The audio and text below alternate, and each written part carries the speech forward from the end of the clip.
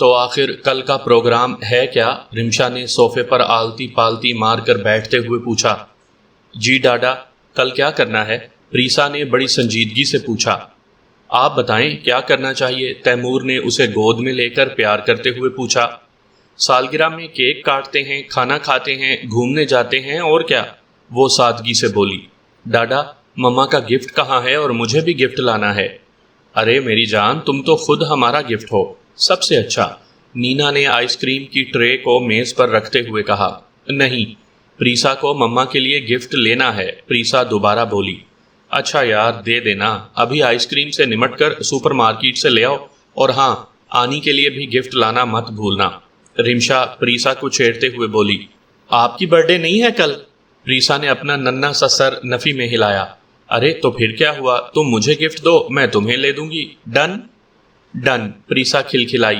مما بھی ساتھ جائیں گی، ان کی پسند کا گفٹ لیں گے۔ رمشا، تم بھی ساتھ چل رہی ہو؟ نینا نے کہا۔ نینا یار، آج بہت تھک گئی ہوں، تم لوگوں کو 1 گھنٹہ تو لگے گا، میں اتنی دیر میں فریش ہو جاؤں گی۔ 1 گھنٹہ؟ اتنی دیر نہیں رکوں گا میں، تیمور نے اعلان کیا۔ نہیں لگے گی زیادہ دیر، تھوڑی سی خریداری مجھے کرنی ہے اور کچھ پریسا کو۔ آپ اس دوران میں سڑک سے دوسری طرف والے بڑے بک سٹور پر ونڈو ریڈنگ کر لینا، نینا نے مسکراتے ہوئے کہا۔ Okay madam. غلام اب کیا کہہ سکتا ہے، تیمور نے مسخرے پن سے کہا۔ ڈن ڈیڈا، پریسا آئس کریم سے بھرے منہ سے بولی۔ بڑی جیل کے ارد گرد سخت سیکیورٹی نظر آ رہی تھی۔ اسد خان کی گاڑی کو کئی جگہ روکا گیا، ہر بار اس کی شناخت پوچھی گئی۔ آخرکار آدھے گھنٹے بعد وہ متعلقہ انچارج کے سامنے پہنچنے میں کامیاب ہو گیا۔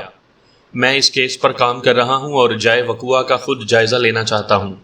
اوکے، کہنے کی ضرورت تو نہیں، مگر کسی چیز کو چھونا مت، تم جائزہ لے سکتے ہو، ویسے یہاں اب دیکھنے کو کچھ خاص بچا نہیں۔ اس کے چہرے اور لہجے میں تھکن اور بیزاری نمایاں تھی۔ وہاں سے تمام لاشیں اٹھائی جا چکی تھیں، باقی سب کچھ اسی طرح بکھرا ہوا تھا۔ فورنسک کی ایک ٹیم اب کچرا دانوں میں موجود اشیاء کو جمع کر رہی تھی۔ میرا تو خیال تھا کہ تم لوگ اپنا کام ختم کر چکے ہوگے۔ اسد کو ان میں اپنا ایک پرانا ساتھی نظر آیا۔ ہاں، اسد کر چکے تھے، مگر چونکہ کھانے کے ان سیمپلز میں ہمیں کچھ گڑبڑ نہیں ملی، اس لیے ہم نے سوچا کہ ہم ہر پلیٹ میں موجود کھانے اور ڈسٹ بن میں سے بھی کچھ سیمپل لے چلیں۔ میرے خیال سے تو ہم یہ صحیح لا حاصل کر رہے ہیں۔ دوسرے اہلکار نے کندھا جھٹکا۔ اگر کھانے میں کچھ ہوتا تو گارڈز پر بھی اثر ہونا چاہیے تھا۔ کیا یہ کسی خاص گیس وغیرہ کا کام ہو سکتا ہے؟ اسد نے پوچھا۔ نہیں، ایسا ہوتا تب بھی اس کا اثر تمام لوگوں پر ہوتا۔ وہ چند لمحے وہیں کھڑا رہا، پھر کچن میں موجود جیل اہلکار کی جانب مڑا۔ وہ ذہنی طور پر منتشر نظر آ رہا تھا۔ ظاہر ہے کہ موت کو اس قدر قریب سے دیکھنا آسان تجربہ نہیں تھا۔ اسد اسے دیکھ کر مسکرایا اور پھر اسے ساتھ لے کر ملحقہ برآمدے کی جانب مڑا۔ میں تمہیں زیادہ زحمت نہیں دینا چاہتا، یوں بھی تمہیں اس وقت آرام کی ضرورت ہے۔ بس یہ پوچھنا چاہ رہا ہوں کہ آج کا کھانا یہیں تیار ہوا تھا؟ سامان وغیرہ کب خریدا گیا تھا؟ نہیں، آج کا کھانا یہاں تیار نہیں ہوا۔ ہر بدھ کو تمام قیدیوں کا کھانا ایک ادارے سے آیا کرتا ہے۔ کیا مجھے اس ادارے کا نام مل سکتا ہے؟ ہاں، کیوں نہیں، مگر اس سے چھان بین ہو چکی ہے، اور جب کھانے میں کوئی مسئلہ ہی نہیں ہے تو اس سے زیادہ تفتیش کا فائدہ؟ مجھے تمہاری رائے نہیں، ان کا پتہ اور نام وغیرہ چاہیے۔ اسد نے اسے گھورا۔ اگلے لمحے کھانا سپلائی کرنے والے اس ادارے کی تفصیلات اس کے فون میں محفوظ ہو چکی تھیں۔ کچھ دیر بعد وہ جیل سے باہر آ چکا تھا۔ وہ آج ہی اس ادارے تک پہنچنا چاہتا تھا، اگرچہ انہیں کلیئر قرار دیا جا چکا تھا، مگر پھر بھی اس کی چھٹی حس اسے اس سمت سے کام کرنے کا اشارہ دے رہی تھی۔ اس نے گاڑی سٹارٹ کی۔ گاڑی اب تیز رفتاری سے شہر کی طرف واپس جا رہی تھی۔ تیمور نے سپر مارکیٹ سے قدرے پیچھے گاڑی روکی۔ وہاں اس وقت کافی رش ہو رہا تھا۔ لیجئے، آ گیا آپ کا سپر مارٹ۔ اب آپ دونوں غور سے سنیں، آپ کو اپنا کام آدھے گھنٹے میں ختم کرنا ہے، وہ گویا اعلان کرتے ہوئے بولا۔ بالکل جناب علی، ہم ٹائم فریم کا خیال رکھیں گے، مگر آپ بھی اپنی ونڈو ریڈنگ کے چکر میں ہمیں بھول مت جائیے گا۔ نینا اس کی آنکھوں میں دیکھتے ہوئے مسکرائی۔ تیمور اسے دیکھتا رہ گیا۔ گزرتے سالوں نے اس کی شخصیت پر کچھ زیادہ اثر نہیں ڈالا تھا، بس وہ ہلکی سی صحت مند ہو گئی تھی، مگر وہ اسے پہلے سے زیادہ خوبصورت لگی تھی۔ تیمور خود کو ہر روز اس کی محبت کا پہلے سے زیادہ اسیر پاتا تھا۔ سچ یہی تھا کہ شخصیت، سیرت اور اچھے دل و دماغ کا حسن ہی محبت کو قائم رکھنے کی اصل وجہ ہوتا ہے۔ نینا نے اس کے گھر کو اور ان سب کی زندگیوں کو خوشیوں سے بھر دیا تھا۔ کیا دیکھ رہے ہیں؟ اب ہم اتریں؟ نینا نے اس کے کندھے کو چھوا۔ ہاں، اور ہاں، زندگی ختم ہونے سے پہلے تو تم دونوں کو بھولنے کا تصور بھی محال ہے نینا۔ اس کی آواز بھاری ہو گئی۔ ارے میں تو مذاق کر رہی تھی۔ وہ اس کے ہاتھ پر ہاتھ رکھ کر مسکرائی۔ اب آپ مسکرائیں تاکہ میں اتر سکوں، اور ہاں، ہمارا ٹائم اسٹور میں داخل ہونے کے بعد سے شروع ہوگا۔ اوکے ملکہ عالیہ، تیمور نے سر تسلیم خم کیا۔ اس نے سر ہلایا اور وہ دونوں ہنستی مسکراتی گاڑی سے اتر گئیں۔ تیمور کو گاڑی مزید پیچھے نکال کر پھر راؤنڈ اباؤٹ سے گھوم کر سامنے موجود بک اسٹور تک جانا تھا۔ وہ ان کے اسٹور میں داخل ہونے کا منتظر تھا۔ نینا اور پریسا ایک دوسرے کا ہاتھ تھامے مارٹ کے شیشے کے بڑے سلائیڈنگ ڈور تک پہنچی۔ نینا نے مڑ کر اسے ہاتھ ہلایا اور پھر وہ دونوں اندر داخل ہو گئیں۔ ان کے اندر جانے کے بعد دروازہ بند ہوتا، اس سے قبل ہی ایک شخص اسٹور سے تیزی سے بھاگتا ہوا باہر نکلا۔ اس کی قمیض بے ترتیب ہو رہی تھی، چہرے پر سخت بدحواسی تھی۔ اس کی شخصیت میں سب سے واضح چیز اس کے لمبے لمبے بال تھے جو اس وقت ہوا سے اڑ رہے تھے۔ وہ تیزی سے آگے نکل گیا۔ تیمور نے بریک پر پیر رکھا۔ یکدم اسے عجیب سی گھبراہٹ نے آ لیا تھا۔ وہ فوراً نینا اور پریسا کے پاس پہنچنا چاہ رہا تھا۔ بک ریڈنگ کا پروگرام کینسل کر کے اس نے دروازے کی جانب ہاتھ بڑھایا ہی تھا کہ فضا کان پھاڑ دینے والے زوردار دھماکے سے گونج اٹھی۔ ایک بہت بڑا دھماکہ ہوا تھا جس نے اس کی بینائی کو کچھ دیر کے لیے نگل لیا تھا۔ تیز گرم ہوا کے شدید جھونکے نے تیز رفتار سیلاب کے مانند اس کی کار کو دھکیل دیا۔ اس کا سینہ اسٹیئرنگ وہیل سے ٹکرایا اور سر ونڈ شیلڈ میں جا کر لگا۔ اسے اپنے ہونٹوں پر خون کا ذائقہ محسوس ہو رہا تھا۔ یہ ہو کیا رہا ہے؟ اس کی سمجھ میں کچھ نہیں آ رہا تھا، مگر جبلت نے اسے فوری طور پر نیچے جھکنے پر مجبور کر دیا۔ اسی لمحے کھڑکی کا شیشہ پھٹ کر ریزہ ریزہ ہو گیا۔ اس کے ارد گرد گویا قیامت صغریٰ کا سما تھا۔ تیمور کی گاڑی یکلخت اچھلی اور الٹ گئی۔ وہ بری طرح پھنسا ہوا تھا۔ اس کے سر اور سینے سے خون بہہ رہا تھا، مگر وہ کسی بھی طرح کار سے باہر نکلنا چاہ رہا تھا۔ اس نے خود کو گھسیٹا اور بمشکل کھڑکی کے ٹوٹے ہوئے شیشے کے درمیان سے باہر نکلنے کی کوشش کی۔ اس کوشش نے اس کے ہاتھوں، پیروں اور جسم کو زخمی کیا تھا، مگر اس وقت اسے کچھ محسوس نہیں ہو رہا تھا۔ باہر نکل کر اس نے گہری سانس لی۔ فضا میں موجود بارود اور کیمیکل نے اس کے پھیپھڑوں میں جیسے آگ سی بھر دی ہو۔ اس نے بمشکل خود کو گھسیٹ کر کھڑا ہونے کی کوشش کی۔ اسے ہر قیمت پر اپنے خاندان تک پہنچنا تھا۔ وہ تیزی سے مارٹ کی طرف مڑا اور ساکت ہو گیا۔ وہاں اب اسٹور موجود نہیں تھا۔ آگ کے شعلے اور گہرے سیاہ دھوئیں نے ہر چیز کو اپنی لپیٹ میں لے رکھا تھا۔ تیمور نے آگے بڑھنے کی کوشش کی، مگر اس کے پیر جم سے گئے۔ نینا، پریسا، وہ پھیپھڑوں کے بل چلایا اور تیزی سے دوڑتا ہوا اس جگہ پہنچا جہاں صرف 2 لمحے قبل شیشے کا سلائیڈنگ ڈور موجود تھا۔ وہ اندر داخل ہو کر زمین پر گھٹنوں کے بل بیٹھ گیا۔ وہ دونوں تو بس ابھی اندر داخل ہوئی تھی، انہیں کچھ نہیں ہوا ہوگا۔ وہ پاگلوں کی طرح ملبے میں گھس گیا تھا۔ نینا کو دھوئیں سے الرجی تھی اور پریسا، وہ تو بہت ڈری ہوگی۔ اللہ اسے اس کی بچی سے ملا دے۔ آنسو اس کا چہرہ بھگو رہے تھے۔ وہ چیخ چیخ کر ان دونوں کو پکار رہا تھا، مگر اس کی ہر پکار کے جواب میں چاروں جانب سے آتی پولیس سائرن کی آواز کے سوا اور کچھ بھی سنائی نہیں دے رہا تھا۔ سامعین کرام، آپ سن رہے ہیں ایک دلچسپ اردو کہانی جس کا نام ہے راہ گم کردہ۔ یہ اس سلسلے کی قسط نمبر 2 ہے۔ مجھے امید ہے آپ کو میری یہ کاوش پسند آ رہی ہوگی۔ اسد کھانا سپلائی کرنے والے ادارے کی عمارت کی باہر کھڑا تھا۔ عمارت کی پچھلی جانب 3 بڑے ٹرک نظر آ رہے تھے۔ وہ ریسیپشن پر پہنچا تو وہاں ایک خاتون بیٹھی فون پر کسی سے گپ شپ میں مصروف تھی۔ ہمارے دفتر کا وقت ختم ہونے والا ہے، اگر آپ کو بکنگ کروانی ہے تو پلیز صبح تشریف لائیں۔ وہ اسے دیکھ کر بولی، میڈم مجھے آپ سے صرف چند سوالات کرنے ہیں۔ اس نے ایک کارڈ اس کے سامنے رکھتے ہوئے کہا، اوکے، مگر میں شاید آپ کی زیادہ مدد نہیں کر سکوں گی۔ آپ کی کمپنی نے بڑی جیل میں کھانا سپلائی کیا تھا؟ جی، ہم ہر ہفتے میں 1 روز وہاں کھانا سپلائی کرتے ہیں۔ اس بدھ کو بھی کھانا بھجوایا گیا تھا۔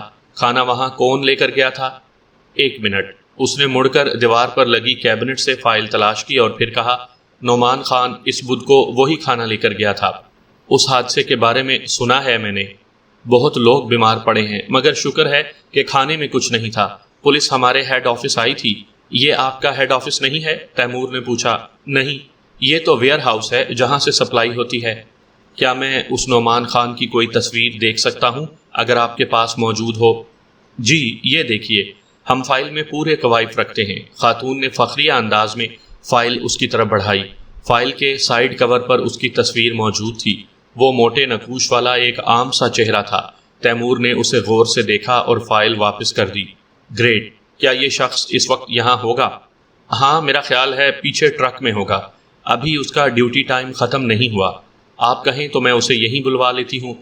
نہیں، اس کی ضرورت نہیں ہے، میں خود جا کر اس سے بات کر لیتا ہوں، اگر کوئی مسئلہ نہ ہو تو۔ نہیں، آپ جا سکتے ہیں، وہ پچھلی طرف ہے۔ وہ مسکرائی اور پھر فون کی طرف متوجہ ہو گئی۔ اسد ریسیپشن سے نکل کر پچھلے حصے کی طرف مڑ گیا۔ 2 ٹرکوں کے سامنے سے گزرنے کے بعد اسے وہ نظر آ گیا۔ وہ ٹرک کے ٹائر کو صاف کر رہا تھا۔ تم نعمان ہو نا؟ اسد نے اس کے قریب پہنچ کر پوچھا۔ جی، اس نے سر ہلایا اور کھڑا ہو گیا۔ اس کی آنکھوں سے عیاری نمایاں تھی۔ میں اسد خان ہوں، ایس پی اسد خان۔ وہ ایک لفظ پر زور دیتا ہوا بولا۔ مجھے تم سے کچھ سوالات کرنے ہیں۔ جی، پوچھو۔ تم نے بدھ کو بڑی جیل میں کھانا پہنچایا تھا؟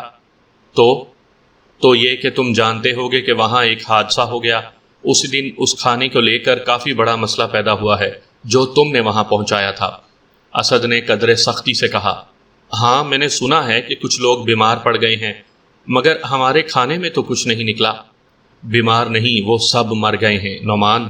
پولیس اور میڈیا شہر میں خوف پھیلنے اور گڑبڑ رکنے کے لیے اس خبر کو روکے ہوئے ہے۔ کیا؟ نعمان کی آنکھیں پھیل گئیں۔ مگر انہوں نے تو کہا تھا۔ وہ کچھ کہتے کہتے اچانک رکا اور پھر مڑ کر بھاگنے لگا۔ اسد نے ہولسٹر سے پسٹل نکالا اور اس کے پیچھے دوڑا۔ نعمان اس کو جھکائی دے کر باہر کی طرف دوڑے جا رہا تھا۔ اسد بھی اس کے پیچھے بھاگا۔ یہ کہاں گیا؟ اسد ہاتھ میں پستول لیے تیزی سے گیٹ کی طرف بڑھا۔ نعمان کہیں نظر نہیں آ رہا تھا۔ اچانک ایک پرانی سیاہ کار باہر آئی۔ اسد اچھل کر ایک طرف نہ ہٹ گیا ہوتا تو کار اسے ٹکر مار چکی ہوتی۔ نعمان اس کار میں موجود تھا۔ اسد دوڑ کر اپنی گاڑی تک پہنچا اور تیزی سے کار کو ریورس کر کے نعمان کے پیچھے چل پڑا۔ اس کا پیر ایکسیلیٹر پر تھا۔ سیاہ کار کی رفتار خاصی تیز تھی۔ اسد نے پولیس ایمرجنسی نمبر پر اس کی کار کا نمبر لکھوایا۔ اس کے ہونٹ بھینچے ہوئے تھے۔ نعمان کے اس رد عمل نے واضح کر دیا تھا کہ کوئی گڑبڑ تھی اور بہت زیادہ گڑبڑ تھی۔ اس گڑبڑ کا سرا اس نعمان سے ہی مل سکتا تھا۔ سڑک آگے قدرے تنگ ہوتی جا رہی تھی۔ یہ کارروائی کے لیے مناسب جگہ تھی۔ اسد نے گاڑی کی رفتار تیز کی اور سیاہ کار کے قریب پہنچ کر اسے بائیں سمت دھکا دیا۔ نعمان نے کار کو بمشکل کنٹرول کیا، مگر دوسری ٹکر پرانی کار کے لیے کافی ثابت ہوئی۔ وہ لڑکھڑاتی ہوئی آگے بڑھی اور فٹ پاتھ سے ٹکرا کر رک گئی۔ اسد نے کار روکی، پھرتی سے نیچے اتر کر سیاہ کار کے ٹائر پر فائر کر دیا۔ اب نعمان اس کے شکنجے سے باہر نہیں نکل سکتا تھا۔ نعمان کار سے نکل گیا تھا، مگر وہ اسے نظر نہیں آ رہا تھا۔ اسد دونوں ہاتھوں میں پسٹل تھامے آگے بڑھا۔ اس کی ساری توجہ سیاہ کار پر تھی۔ اچانک ہلکے سے دھماکے کی آواز کے ساتھ وہ لڑکھڑا گیا۔ اس کی بائیں پنڈلی کے پاس سے جیسے ایک انگارہ سا ٹکراتا ہوا گزر گیا تھا۔ اسد نے بمشکل خود کو سنبھالا اور کار کی سائیڈ میں پناہ لی۔ یہ نعمان اس کی توقع سے زیادہ بدماش ثابت ہو رہا تھا۔ اس نے 2 قدم آگے بڑھائے۔ نعمان نے دوسرا فائر کیا جو اس کے سر پر سے گزر گیا۔ نعمان اب اس کی کار کے قریب پہنچ چکا تھا۔ اس کے اندازے کے مطابق وہ دروازے کے پیچھے ہی موجود تھا۔ وہ جھک کر چل رہا تھا۔ 3 اسد نے دہرایا۔ وہ 3 گولیاں ضائع کر چکا تھا۔ اسد کھسکتا ہوا گاڑی کی دوسری سمت پہنچ چکا تھا۔ بس کھیل ختم۔ اس نے اس آواز پر عقب میں دیکھا۔ نعمان اس سے چند قدم کے فاصلے پر کھڑا ہانپ رہا تھا۔ اس کے ریوالور کی نال اسد کی طرف تھی اور اس کی آنکھوں میں وحشت تھی۔ دیکھو، یہ مسئلے کا حل نہیں ہے۔ میں رپورٹ کر چکا ہوں، تم بچ نہیں سکو گے، اس لیے بہتر ہے کہ ہتھیار ڈال دو، وہ بولا۔ نعمان جواب میں ہذیانی طور پر ہنسا تھا۔ اسد کو صرف ایک لمحہ درکار تھا۔ اس نے سڑک پر پڑے پتھر کو ٹھوکر سے اچھالا۔ پتھر نعمان کے پیٹ پر لگا تھا۔ اس نے گھبراہٹ میں گولی چلا دی۔ اسد جھکائی دے کر پیچھے ہٹا اور نعمان کے پستول والے ہاتھ پر گولی چلائی۔ عین اسی لمحے نعمان پیچھے ہٹا اور گولی اس کے بازو کے بجائے اس کے سینے میں پیوست ہو گئی۔ وہ کٹے ہوئے شہتیر کی مانند زمین پر گر پڑا۔ اس کے سینے سے خون بہہ رہا تھا۔ اسد تیزی سے اس کے قریب آیا، جھک کر اس کی ناک کے سامنے اپنا ہاتھ رکھا۔ وہ مر چکا تھا، اس کا واحد سراغ کھو گیا تھا۔ اسد نے سر کو دونوں ہاتھوں سے تھام لیا۔ دور سے پولیس کار کا سائرن اس کے کانوں میں گونج رہا تھا۔ تیمور نے بامشکل آنکھیں کھولیں۔ اس کے پپوٹے حد سے زیادہ بھاری ہو رہے تھے۔ آنکھیں کھولتے ہی اس کو انہیں دوبارہ بند کرنا پڑا۔ ارد گرد موجود روشنی نے انہیں چندیا دیا تھا۔ اس کے سر میں دھماکے ہو رہے تھے۔ اس نے ایک لمحے کے بعد دوبارہ آنکھیں کھولیں۔ وہ ایک صاف ستھرے بستر پر لیٹا ہوا تھا۔ سامنے ٹی وی کی طرح کی ایک سکرین موجود تھی۔ بستر کے ساتھ بھی کئی طرح کی مشینیں اور سکرین منسلک تھیں، جن پر نشان اور لکیریں بن اور مٹ رہی تھیں۔ دروازے پر ایک نرس موجود تھی۔ تو میں ہسپتال میں ہوں، یہ اس کی پہلی سوچ تھی۔ مگر کیوں؟ دوسری سوچ سوال بن کر آئی تھی۔ اس نے اٹھ کر بیٹھنے کی کوشش کی، مگر جسم میں اٹھنے والے شدید درد نے اس کی اس کوشش کو ناکام کر دیا۔ اس کے جسم پر بینڈیجز بندھے ہوئے تھے۔ آخر اسے کیا ہوا ہے؟ کیا اس کی کار کا حادثہ ہوا ہے، یا وہ کہیں سے گر گیا ہے، یا… اس نے ذہن پر زور ڈالا اور پھر ایک دھماکے سے اسے سب کچھ یاد آ گیا۔ اس کا خاندان، وہ سپر مارٹ، وہ دیوانہ وار بھاگتا ہوا لمبے بالوں والا لڑکا، آگ کا وہ گولا، جلتی ہوئی گاڑیاں اور وہ قیامت، نینا، پریسا، نرس، نرس، وہ بے اختیار چلا دیا۔ جی مسٹر تیمور، شکر ہے خدا کا کہ آپ ہوش میں آ گئے۔ نرس، وہ بامشکل بول پا رہا تھا۔ اس کا منہ بالکل خشک ہو رہا تھا۔ میری بیوی، میری بیٹی، وہ کہاں ہیں؟ وہ اس مارٹ میں گئی تھی، کیا آپ نے انہیں دیکھا ہے؟ پلیز مجھے بتائیے وہ کہاں ہیں؟ تیمور صاحب، مجھے بہت افسوس ہے، وہ اس کے بازو پر ہاتھ رکھتے ہوئے بولی۔ سپر مارٹ میں موجود تمام افراد اس دھماکے میں جاں بحق ہو گئے ہیں۔ کاش میں آپ کو کوئی امید دلا سکتی، مگر ایسا نہیں ہے۔ نہیں، یہ نہیں ہو سکتا، وہ چلایا۔ اس کا دل پھٹا جا رہا تھا۔ یہ کیسے ہو سکتا ہے؟ اس طرح اچانک وہ دونوں اتنی دور کیسے جا سکتی ہیں؟ اس نے ہاتھ سے لگی نلکیوں کو گھسیٹ دیا۔ مجھے یہ سب نہیں چاہیے، مجھے نینا اور پریسا کے پاس جانا ہے۔ مجھ پر مہربانی کرو اور مجھے مرنے دو، وہ دیوانہ وار چلا رہا تھا۔ نرس نے اس کے ہاتھوں کو پکڑنے کی کوشش کی اور بیڈ کے ساتھ لگے ایمرجنسی بٹن کو دبا دیا۔ چند لمحوں میں کمرہ ڈاکٹرز سے بھر گیا۔ تم، ایس پی اسد خان، ابھی اسی لمحے سے اس کیس سے تمہارا کوئی تعلق نہیں ہے۔ شاہد سعید شدید غصے میں تھا۔ کیا تمہیں یہ سب کرنے کے لیے کہا گیا تھا؟ تمہیں صرف ان افراد کے خاندان والوں سے گفتگو کرنا تھی۔ ہمیں علم ہے کہ یہ ایک سیکرٹ کیس ہے۔ اب ہمارے پاس ایک گواہ ہے جو ہمارے افسر کے ہاتھوں مارا گیا ہے۔ میں اس بات پر میڈیا کو کس طرح مطمئن کروں گا، اور یہ نقصان کون بھرے گا؟ یہ کیس اتنا سادہ نہیں ہے اور میں نے صرف اپنی ڈیوٹی کی ہے۔ اسد نے کندھے اچکائے۔ تمہاری ڈیوٹی صرف وہ ہے جو تمہیں کرنے کو کہا جائے، شاہد سعید نے کہا۔ فی الحال تو تمہیں اس کیس سے ہٹایا جا رہا ہے اور یہ حکم اوپر سے آیا ہے۔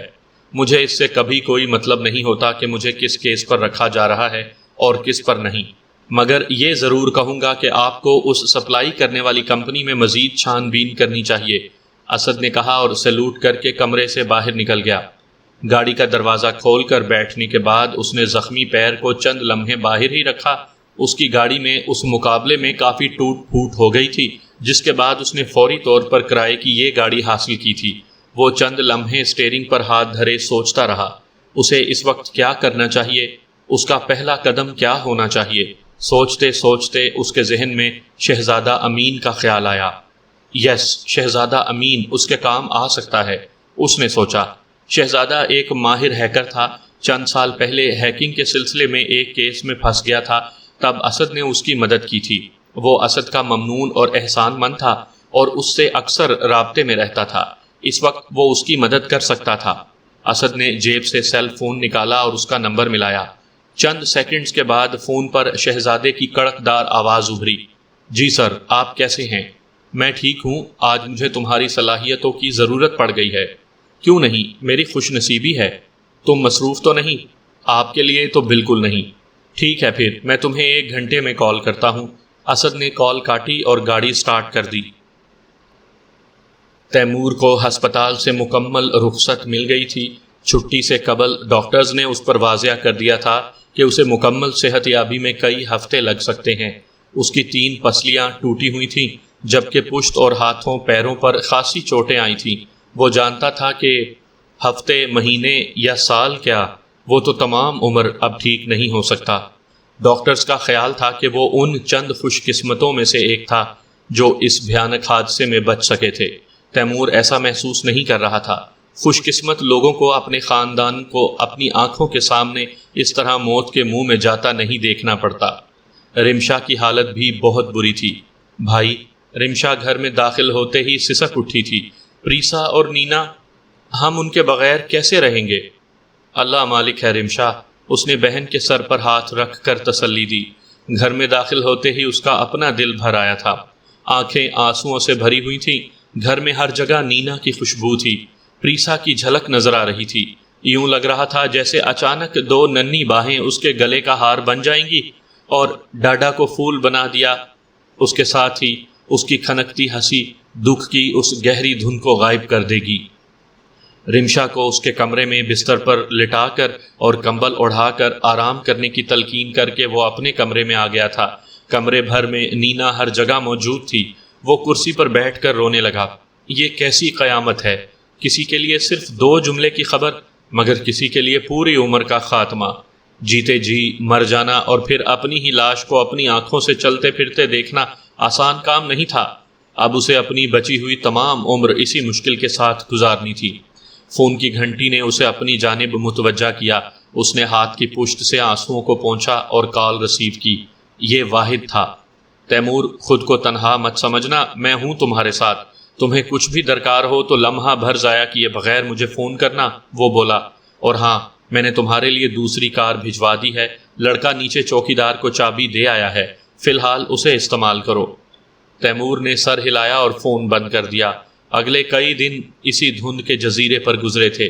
رمشا تمام دن نماز اور قرآن میں خود کو مصروف رکھے ہوئے تھی، یا پھر بھائی کو کچھ کھلانے کی کوشش کرتی۔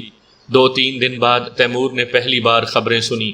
کل شام ایک شخص پولیس ایس پی کے ہاتھوں مارا گیا۔ اس حادثے کے بارے میں تفصیلات نہیں بتائی گئیں۔ سپر مارٹ والے حادثے کے بارے میں ابتدائی رپورٹیں سامنے آ گئی ہیں۔ حادثے کے متعلق خبر کے آغاز پر وہ مکمل طور پر ٹی وی کی طرف متوجہ ہو گیا۔ کہا جا رہا ہے کہ اس بھیانک سانحے کی وجہ سٹور کے نیچے سے گزرنے والی گیس لائنیں تھیں۔ اس سانحے میں 150 کے قریب افراد جاں بحق ہوئے ہیں اور مارٹ کی پوری عمارت غائب ہو گئی ہے۔ دھماکے کی خبر ختم ہوتے ہی تیمور نے ٹی وی بند کر دیا۔ وہ چند لمحے خالی اسکرین کو دیکھتا رہا، پھر اٹھ کر میز کے پاس گیا، اپنا فون اٹھایا اور پولیس اسٹیشن کا نمبر ملایا۔ اس کا دل اور دماغ دونوں اس بات پر متفق تھے کہ یہ ایک حادثہ نہیں تھا۔ عمارت سے بھاگتے ہوئے نوجوان کی تصویر اس کے تصور میں لہرا رہی تھی۔ میں تیمور احمد ہوں، مجھے سپر مارٹ کیس کے انچارج سے بات کرنی ہے۔ جی فرمائیے۔ چند لمحوں بعد اسے کسی ذمہ دار سے کونیکٹ کر دیا گیا تھا۔ میرا نام سینئر انسپیکٹر شمس الدین ہے اور میں اس کیس کی تفتیش کر رہا ہوں۔ جی، میں تیمور احمد ہوں، میری بیوی اور بیٹی اس حادثے۔ الفاظ اچانک گویا آنسوؤں کی جھیل میں ڈوب گئے اور آواز حلق میں اٹک گئی تھی۔ جی، آپ زخمی تھے، اس لیے میں نے آپ کو زحمت نہیں دی۔ مجھے آپ کا بیان درکار تھا۔ کیا میں کل صبح 10 بجے آپ سے مل سکتا ہوں؟ تیمور نے خود پر قابو پاتے ہوئے پوچھا۔